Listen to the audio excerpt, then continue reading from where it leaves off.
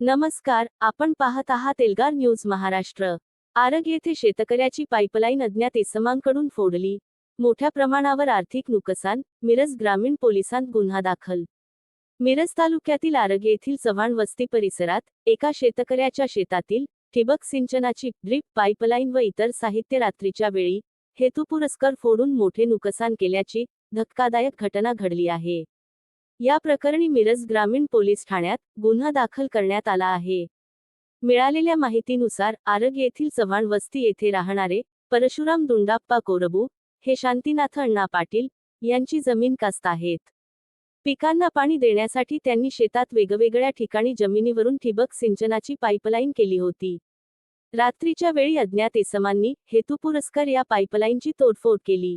यामध्ये मुख्य pipe, valve आणि इतर साहित्याचे मोठ्या प्रमाणावर नुकसान झाले असून शेतकरी कोरबू यांचे मोठे आर्थिक नुकसान झाले आहे।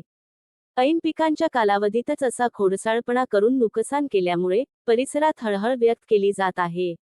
या प्रकरणी परशुराम कोरबू यांनी मिरज ग्रामीण पोलीस ठाण्यात तक्रार दिली असून पोलिसांनी अज्ञात व्यक्तींविरोधात गुन्हा दाखल केला आहे। या घटनेचा पुढील अधिक तपास मिरज ग्रामीण पोलीस करत आहेत।